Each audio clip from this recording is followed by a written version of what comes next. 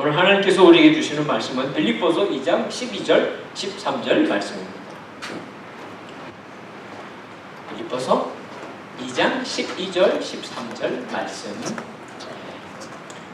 2절밖에 안 되니까 우리 한번 이 말씀 성경 찾으시고 또 자막 보시면서 함께 읽도록 하시겠습니다. 함께 읽습니다. 시작.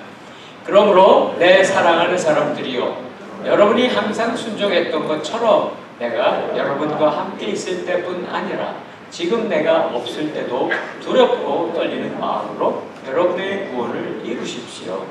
여러분 안에서 하나님의 기쁘신 뜻에 따라 결단하게 하시고 행동하게 하시는 분은 하나님이시기 때문입니다. 아멘. 빌립보서 2장 1절서부터 11절까지 지난번에 제가 말씀 나눴던 두 번의 말씀은 예수님이 우리를 향해서 보여주시고 베풀어 주셨던 예수님의 그 삶의 핵심. 그 핵심은 십자가까지 낮아지셔서 죽으신 그 예수 그리스도를 하나님께서 높이십니다. 다시 살리시고 높이셔서 지극히 높으신 영광의 자리에 앉게 하셨습니다. 그래서 그 주님을 따라 사는 삶을 살면서 빌립보 교회가 하나 되십시오, 한 마음이 되십시오 하는 거예요. 우리에게도 마찬가지입니다. 예수님이 이 세상에 오셔서 가신 자리는 가장 낮은 자리입니다. 그런데 그 가장 낮은 자리에 가셨기 때문에 영광의 자리에 올라가실 수 있는 것처럼 우리도 그렇습니다. 이 세상에 살아가면서 우리는 높은 자리에 가려고 얼마나 애를 쓰는지 몰라요. 그러나 그것은 세상 사람들이 사는 거죠. 그런데 예수 그리스도 안에 사는 우리들은요, 이렇게 어느 자리든지 높은 자리에 가지 말아야 됩니다. 낮은 자리, 다른 사람보다 내가 조금 더 겸손히 행하는 자리로 갈 때에 하나님 다 아신다는 거예요. 다 보신다는 거예요. 그리고 바로 그 사람을 높여주시는 일을 하시는 분이 하나님이세요. 물론 언제 높여주시느냐? 우리가 이 땅에 살아가면서도 높여주세요. 그러나 우리가 이 세상에 살아가면서 안 높아지더라도 걱정이 없어요. 왜냐? 바로 예수 그리스도가 계신 그 영광의 자리에 우리는 반드시 이를 그 날이 우리 앞에 약속되어 있기 때문에 그렇습니다. 한번 생각해 보세요. 아버지와 아들이 있습니다. 여러분들도 부모님과 자녀, 여러분의 부모님도 있잖아요. 그런데 아버지께서 명령을 아들에게 하셨는데 그것은 아들 보고 죽으라는 거예요. 죽으라는 거. 이 세상에 있는 부모는 그럴 수 없겠죠.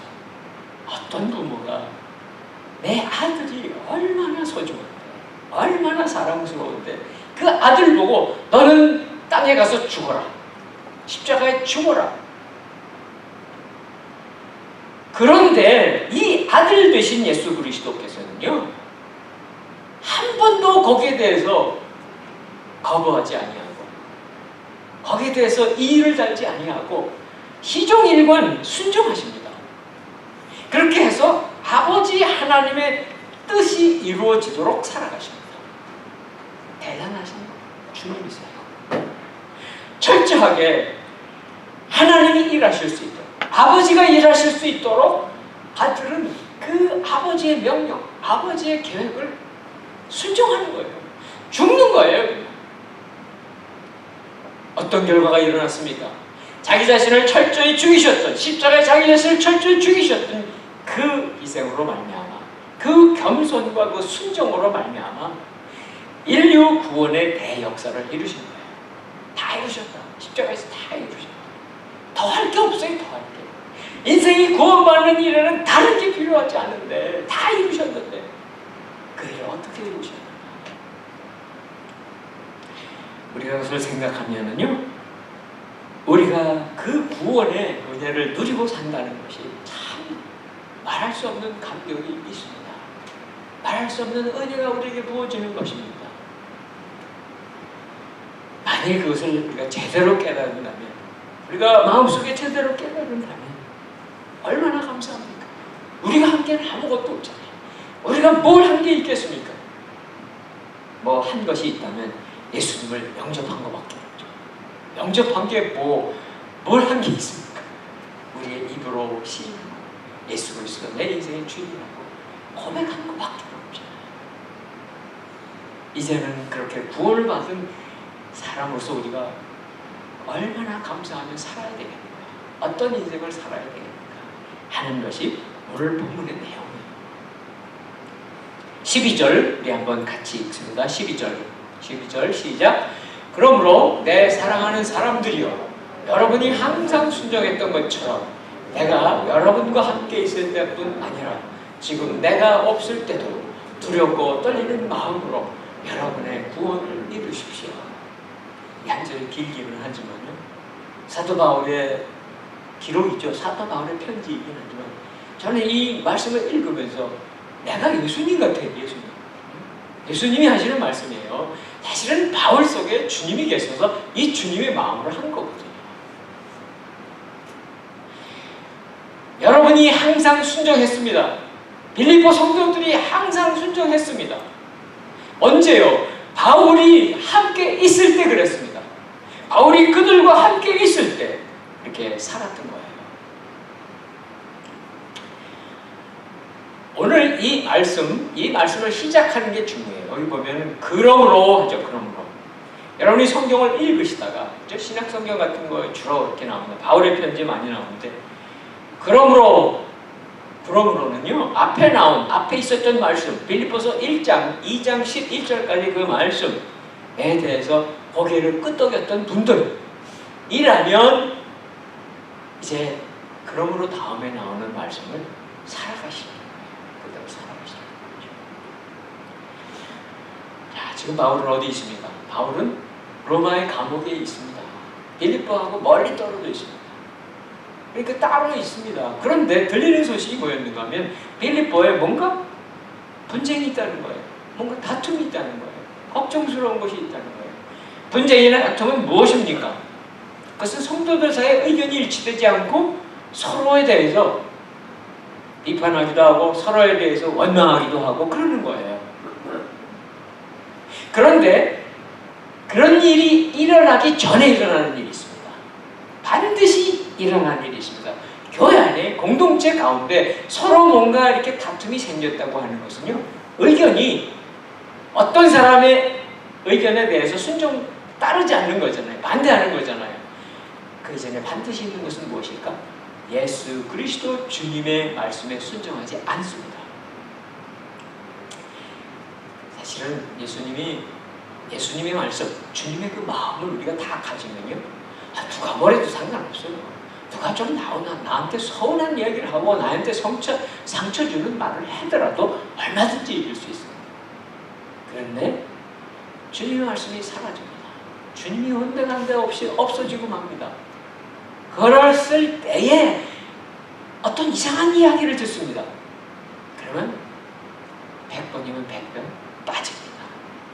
상처 입었다고 서로 다투는 일이 생기고 아주 사소한 일인데 그렇게 됩니다. 그러니까 빌립보에 그렇게 되고 말았던 거예요. 그러니까 바울이 함께 있었을 때는 바울로 인해서도 그렇지만 주님이 항상 같이 있는 것처럼 생각해서 주님을 생각해서도 서로 의견이 달라? 그럼 자기가 겸손하면 되는 거예요. 내가 좀 억울해 그래도 참으면 되는 거예요. 상처받았어요? 그럴 수도 있겠지. 통과하면 되는 거예요. 근데 그러지 않게 됐다는 거예요. 공동체는 이럴 때 어려움이 생깁니다. 자, 주님이 함께 계시다는 것. 주님이 함께 하시다는 것은 무엇일까요? 한번 생각해 봅니다. 우리는 자녀들을 키우죠. 우리 한국 가정의 자녀들은 사실 우리가 자녀 양육을 하지만 저도 그렇고 여러분들도 자녀 다 키우시고 계시고 또 여러분 자신이 자녀였잖아요. 약점이 있어요. 한국 자녀들의 약점. 이런 바깥에 나가서 그렇죠? 다른 사람들이 있는데 때로는 좀 이상한 이런 행동을 하기 쉽습니다. 그러니까 그런 일은 왜 생기는가? 사실은 가정에서 아이들을 잘 교육시킨 경우하고 그렇지 않은 건 차이가 있습니다. 언제 선교사님들이 모여서 선교사님들이 이제 그 수련회를 하는데 선교사님들 똑같아요. 한국 사람들이니까 한국 선교사들. 자녀들이 호텔 방에서 이제 호텔 컨퍼런스를 해서 회의를 하고 있는데 애들끼리 그냥 복도를 운동장과 직접 다니는 거예요. 아니 거기 한국 사람들만 있는 호텔이 아닌데. 그래서 참 창피한 그런 모습을 연출하고 그 얘기를 들었어요. 선교사들이라서 자녀들을 잘 단속하지 못할 수도 있고 또 우리들이 좀 그렇더라고요. 한국 아이들이 좀. 생각해 보세요. 만일에 어느 집에 어떤 장소에 손님이 오셨어요. 손님이 아주 귀한 손님이 오셨어요. 그럼 손님 앞에 아이들은 어떻게 행동해야 됩니까? 조심해야 되죠. 조심. 막 뛰놀고 막 함부로 행동하면 안 되잖아요. 누구와 함께 있는가를 생각하고 조심하는 겁니다. 그런데 만약 손님이 있고 뭐 이런 공공장소인데도 불구하고 애들끼리 막 달리고 빼앗고 다투는 모습이라면 곤란합니다. 그런데 만일 우리들도 그렇죠. 우리들도 성인이지만 여러분들이 어떤 자리에 회의를 합니다. 뭐 회의를 하든 뭐 예배를 드리든 순모임을 하든 그곳에 만약 여러분이 존경하는 글쎄요 살아계신 돌아가신 하목사님이 여러분 순예배 하는 데 오셨어요. 그럼 여러분들은 어떻게 순예배 드릴까요? 아니 여러분들이 회의하고 있습니다. 뭐 이렇게 부장회의를 하든 무슨 회의를 하고 있는데 거기에 예수님이 진짜 와 계시다면 어떻게 회의를 할까요?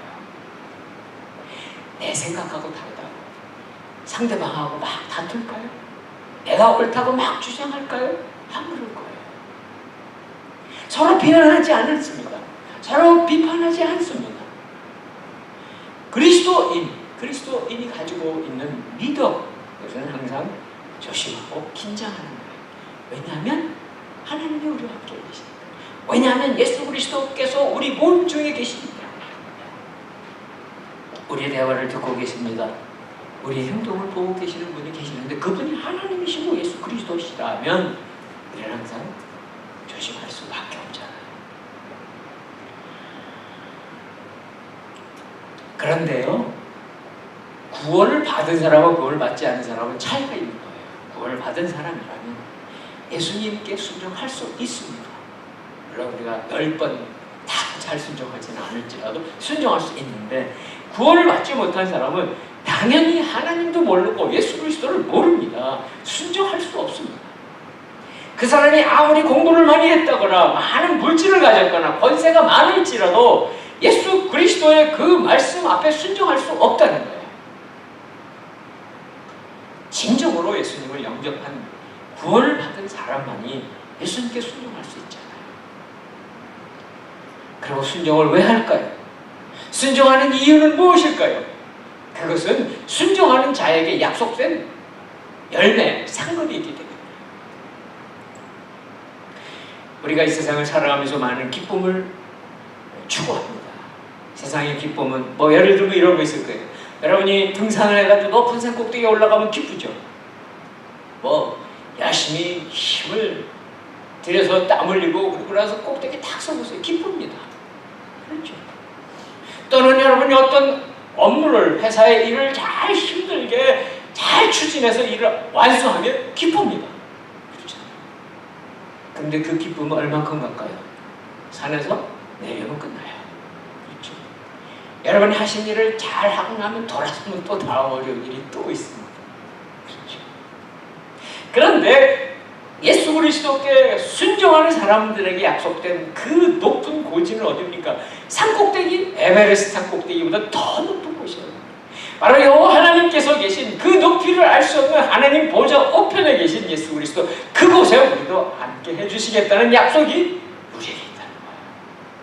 그리고 그 기쁨은 지금 우리가 잘 모르지만 영원토록 일질 기쁨. 우리는 그 기쁨을 끌어당겨와서 오늘 우리가 살아가는 이 자리에서 놓치시지 말아야 돼요. 놓치시지 말아요. 물론 이 그리스도께 예수님께 순종하는 삶이 저절로 이루어질 수는 없습니다. 왜냐하면 우리 속에 있는 옛사람의 본성 때문에 그렇습니다. 그렇기 때문에 우리는 쉽게 불순종하는 자리로 빠져가는 거예요. 오늘 빌립보 성도들이 바울이 있을 때는 항상 순종했잖아요. 바울이 없으니까 왜 순종할 수 없는 거예요? 그리고 왜 자기들끼리 투닥투닥 하는 거예요? 이것은 바로 그들 안에 있었던 옛사람이 다시 솟아나온 거예요. 그러니까 우리도 그래요. 우리도 우리 안에 사람이 있는 거예요. 이 잘 안 죽어요. 그래서 우리가 긴장을 풀거나 약간 느슨해지거나 자만하게 되면은 옛사람이 수르륵 솟아나는 거예요. 그러니까 우리 자신을 계속 쳐서 복종시켜야 된다는 거죠. 그리고 또 한 가지, 이렇게 주님께 예수 그리스도께 순종할 수 없는 사람이라면 그런 사람인데 어떨 때는 그래도 잘 다른 사람을 잘 도와주려고 그러고 이런 것도 할 수 있습니다. 왜냐하면 예수 믿지 않는 사람들이 돕는 일 하잖아요. 우리도 그렇게 할 수 있죠. 그런데 문제는 무엇입니까? 예수님께 순종하지 않는데 내 힘으로 순종하는 것을 보여주려고 애를 쓰다 보면 반드시 문제를 일으키고 오히려 돕는다고 했다가 거꾸로 어려운 일을 만든다는 거예요. 우리는 어떤 사람이 되어야 할까요? 오늘 말씀하십니다. 내가 없을 때도 예수님 말씀하시는 것 같아요. 그러니까 예수님이 우리가 어떨 때 예수님 여러분하고 함께 항상 함께 하시겠다고 약속했지만 우리가 살아가면서 어느 순간인가 나는 예수님 없이 행동하고 생각할 때가 있잖아요. 그래서 다시 회개하고 돌이키고 그러잖아요.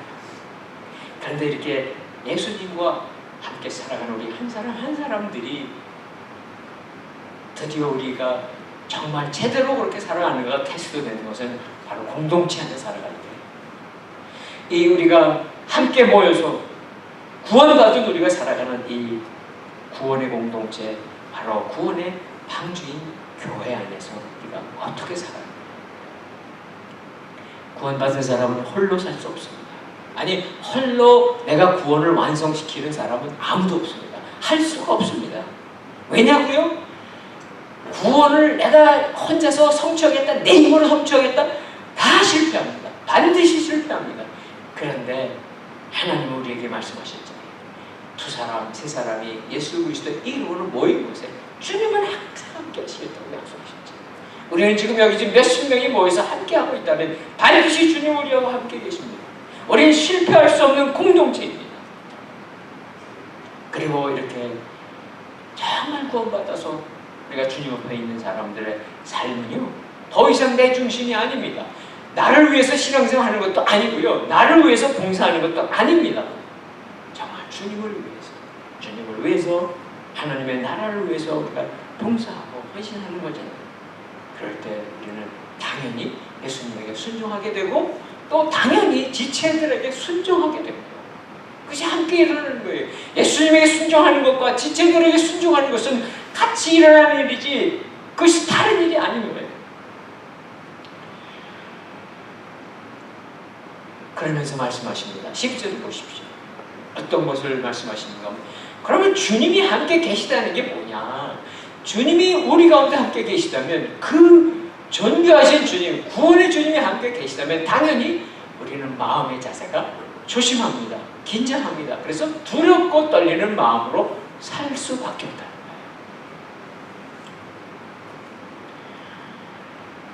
우리가 이렇게 두렵고 떨림을 이뤄가는 사람들, 구원받은 사람들의 특징은요, 이 세상에 있는 어떠한 일도 물론 두려울 수 있죠.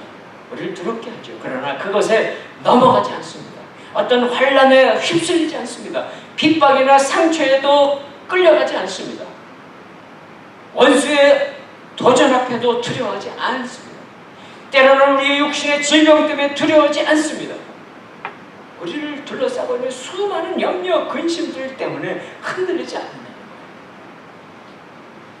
왜냐고요? 우리에게는 이 세상을 넘어서 하늘을 바라보며 살 수 있는 그 약속이 있기 때문에 그래요. 세상 사람들하고 다르죠. 세상 사람들은 세상만 바라보고 삽니다. 그 사람들은 어찌하든지 자기 힘으로 이 세상을 이겨보려고, 승리해보려고 하지만 안 됩니다. 우리는 창세기에 하나님께서 주신 요셉을 한번 생각해 보세요. 요셉, 그는 노예로 팔려갔죠. 나중에는 억울하게 죄수가 되어서 감옥에 갇혔죠. 만일 내가 요셉이었다면 원망해야 됩니다. 나를 팔아먹은, 죽이려고 그러다 팔아먹은 형들 원망해야 됩니다. 내가 이렇게 끌려와서 도회로 살고 죄수가 됐는데도 찾지 않는 아버지를 원망해야 됩니다. 그러지 않았어요. 그가 마음속에 품고 있었던 것은 무엇입니까? 하나님이 하나님, 여호와 하나님. 그래서 그 요셉 청년이 미혹하는 경호대장의 그 아내의 미혹에도 넘어가지 않았습니다. 그 마음에 품었던 것은 무엇입니까? 내가 어찌 하나님께 득죄하오리까? 아무도 보고 있지 않습니다. 외롭죠. 청년입니다. 얼마든지 정욕에 불탈 수 있는 청년입니다. 얼마든지 넘어갈 수 있는데 그를 붙잡고 있었던 것은 여호와 하나님이 보고 계시다. 여호와 하나님이 보고 계시다. 바로 하나님께 범죄할까봐 제일 두려워하고 사는 것, 그것이 구원받은 성도들의 특징입니다. 우리는 오랫동안 예수 믿었죠. 그렇죠. 5년, 10년, 20년. 우리 은혜도 많이 경험했습니다. 그런데 우리가 오늘 하나님께서, 예수님께서 나와 함께 하시는 그 긴장감, 그 두려워하는 마음이 없이 사는 사람이 있다면 그 신앙은 초보입니다. 구원을 받았어도 다시 되돌아간 거예요. 다시 옛날로 갓난아이 신앙으로 되돌아간 거죠. 사랑하는 성도 여러분, 우리는 언제든지 여러분과 함께 계시는 예수 그리스도, 여러분과 함께 계시는 하나님을 모시고 살아가는 그런 성숙한 신앙의 사람들 되시기를 주님의 이름으로 축원합니다. 13절 같이 읽습니다. 13절 시작. 여러분 안에서 하나님의 기쁘신 뜻에 따라 결단하게 하시고 행동하게 하시는 분은 하나님이시기 때문입니다. 우리가 하나님을 모시고 살아가고 두려워하며 떠는 마음으로 살아가는 것이 내 힘만 가지고는 사실 힘듭니다. 부담스럽습니다. 그런데 13절이 그 해답이에요. 13절이 해답입니다. 여기 보면은 그냥 여러분 안에서 하나님의 깊으신 뜻에 따라 시작하지만 원래 원문에는 왜냐하면이라는 말로 시작해요. 왜냐하면 번역하면서 빠진 거예요. 왜냐하면이 있어요. 12절이 사실 쉽지 않기 때문에 그래요. 12절 같이 살아가는 게 쉽지 않은데 걱정하지 말라는 거예요. 너무 무거워하지 말라는 거예요. 이런 뜻입니다. 너희가 구원을 이뤄갑니다. 구원을 차례차례 밟아갑니다. 그렇죠? 그런데 우리 힘만으로 행한다면 어렵겠지. 그렇지만 그렇지 않다. 왜냐하면 우리 안에 행하시는 분이 하나님이시오 라고 말씀하십니다. 하나님의 음성을 들으시면 안심하시기 바랍니다. 사실 구원을 시작하신 분도 우리가 아닙니다. 내가 구원의 시작이 아닙니다. 하나님이 먼저 우리를 찾아오셨습니다. 예수 그리스도께서 우리를 찾아오신 거예요. 그러니까 하나님이 시작하신 구원이 완성되게 하는 모든 과정, 그 과정의 주인공은 우리가 아니고요, 하나님이십니다. 그러니까 그림으로 설명해 드릴게요. 구원의 시작이 있고 구원의 완성이 있습니다. 그죠? 그러니까 사실 구약 성경에 나오는 가장 큰 구원의 그림은 다른 게 아니고 출애굽한 이스라엘 백성들이 홍해를 건너는 다시 사는 경험을 하잖아요. 그러고 나 40년 동안 광야 생활하다가 요단강을 건너서 가나안 땅에 들어가잖아요. 바로 구원의 시작은 홍해를 건너는 거예요. 그러나 40년 동안 광야 살잖아요. 우리 인생이 그렇다고요. 그러나 약속의 땅에 들어갈 거예요. 들어가야 끝나는 거예요.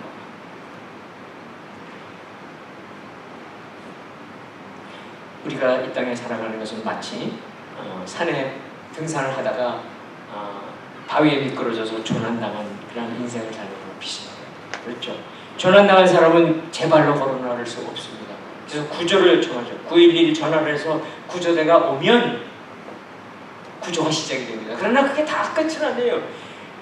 구조대가 와서 싣고서 산을 내려가서 앰뷸런스에 태워서 병원까지 가서 또 수술도 하고 다 나야 끝나는 거죠. 신앙생활도 마찬가지입니다. 우리의 최종적인 구원이 완성되기까지는 과정이 필요한 거예요. 시간이 통과돼야 하는 거예요. 그러나 분명한 것은 무엇입니까? 예수 그리스도께서 십자가에 이루신 구원은 다 이루신 거예요. 완성된 거죠. 우리는 그것이 우리에게 주어진 것을 믿고 기다리는 거죠. 우리의 삶은 무엇일까요? 우리의 삶은 바로 하나님 그분이 계속 이끄시는 우리 삶에 동행하시는 그 삶을 살아가는 거죠. 그러니까 우리의 삶은 그냥 어떨 때는 주님과 동행하다가 어떨 때는 내 마음대로 살다가 하는 그러한 삶이 아니라 끊임없이 하나님과의 관계, 바른 관계 안에 살아가는 것입니다. 우리가 그 하나님을 바르게 알고 주님을 바르게 섬기고 바르게 의지한다면 우리의 끝은 약속해 주신 그 완성의 구원의 완성에 이를 것을 믿으시고 살아가시기를 바랍니다. 우리가 그냥 평상시에는 잘 하나님을 찾지도 않다가 급한 일이 생겼어요. 위기 가운데 있으면 막 하나님께 살려달라고 부르짖는 그러한 삶이 아니라, 그런 신앙이 아니라 하나님과 동행하시는 삶 살아가시는 우리 모두 되시기를 바랍니다. 물론 이 하나님과 동행하는 삶, 그 삶은 우리 힘이 아닙니다. 걱정하지 마십시오. 하나님께서 우리 안에 오셔서 역사하세요. 하나님이 하세요. 다만 우리는 어떻게 되는가? 딴 길로 가지 않으시면 돼요. 주님, 내 안에 살아계신 주님을 모시고 수시로 기도하며 교제하며 그분에게 의지하는 거예요. 우리를 향하신 하나님의 사랑은 항상 비춥니다. 항상 변치 아니하십니다. 때로 우리가 어려운 일이 있을지라도 우리를 향해서 하나님은 어떻게 하시는가? 우리를 향하신 하나님의 계획이 무엇일까? 우리는 알지 못할지라도 그 하나님을 신뢰하는 거예요. 그래서 우리가 어려운 일을 당할 때는요, 이렇게 생각하는 게 좋습니다. 아, 그래, 하나님은 내가 이 어려운 일 어떻게 풀지 나는 모르지만 하나님은 알고 계시고 더 크고 놀라운 좋은 계획을 하고 계신 것이 분명해 라고 고백하며 기다리는 거죠. 어떻게 할 수 있는가 하면요, 오늘 그 하나님의 말씀을 다시 한번 같이 봅니다. 지난주 중에 나눴던 큐티 말씀이에요. 이사야서 55장 8절 9절 한번 비춰주십시오. 한번 같이 읽습니다. 시작. 내 생각은 너희 생각과 다르고 내 길은 너희 길과 다르다. 여호와의 말씀이다. 9절. 하늘이 땅의 땅보다 높은 것처럼 내 길은 너희 길보다 높고 내 생각은 너희의 생각보다 높다. 우리는 문제만 보잖아요. 우리 앞에 있는 문제만 보입니다. 그렇지만 그 문제만 보고 있는 우리와는 다릅니다. 하나님은 하늘과 같이 높으십니다. 하나님은 우리 인생 전체를 보고 계세요. 우리 인생 전체를 보십니다. 우리 삶에 만나는 사람들과의 관계를 보시며 우리들이 어떠한 공동체를 이루어 살아가는 것을 다 보시면서 하나님은 하나하나 발박하신다. 때로 우리가 어려운 고난을 통과할지라도 하나님을 신뢰하기 때문에 기다리죠. 하나님은 때가 되면 틀림없이 도와주실 거예요 라는 믿음이 우리에게 있지만 그 믿음으로 또 이기는 것입니다. 하나님 우리에게 그렇다고 해서 오늘 본문 보세요. 13절을 보세요. 13절을 보시면은요, 마치 하나님은 강제로 하나님이 기쁘신 뜻에 따라서 결단하게 막 강요하시고 행동하게 강요하시는 분처럼 나오죠? 아닙니다. 그런 말씀 아닙니다. 이것은 바로 하나님께서 우리 속에 하나님의 뜻을 품을 때까지 기다리십니다. 절대 우리가 포기만 안 하시면 돼요. 우리가 절대로 돌아서지만 않으시면 반드시 이렇게 이루어 주실 것을 믿는 거예요. 하나님은 강요하시는 분 아닙니다. 인격적으로 우리에게 다가오셔서 기다리시고 하나님 우리 마음속에 그래야지 내가 하나님의 뜻을 이루어드려야지, 하나님의 말씀을 따라 살아야 되지, 순종해야지 하는 일을 계속하고 계시는 그분을 받아들이면 되는 거죠. 사랑하는 성도 여러분, 우리를 찾아오신 하나님, 그분은 오늘도 우리와 함께 사시기 원하십니다. 여러분이 어느 곳에 가시든지 함께 사시기를 기뻐하십니다.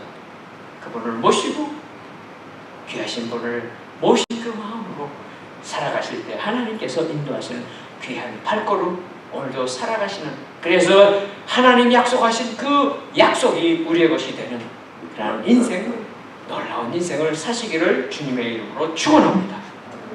함께 하시는 하나님이 어떻게 우리를 초청하실까요? 우리 한번 찬송 같이 부르시며 우리 찬양팀 나오십시오.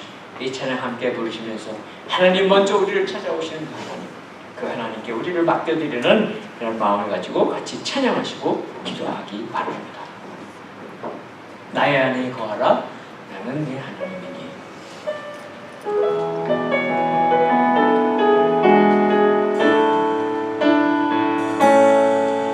나의 안에 거하라, 나는 내 하나님이니.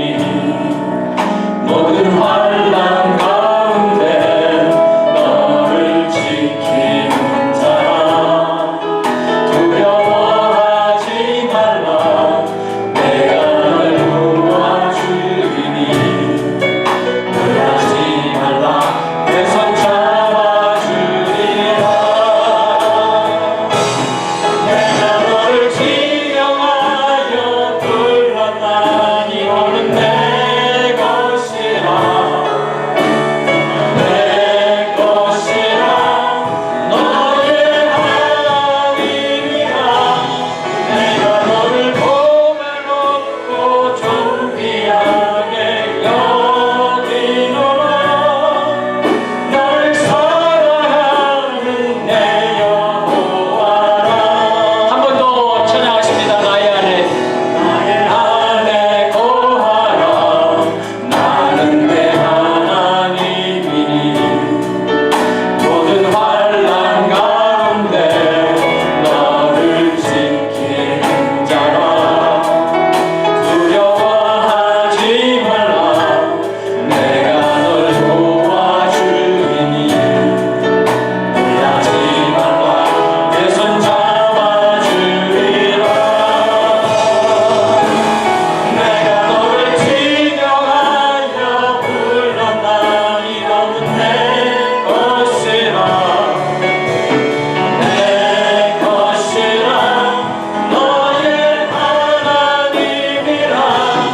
내가 너를 보배롭고 존귀하게 여기노라.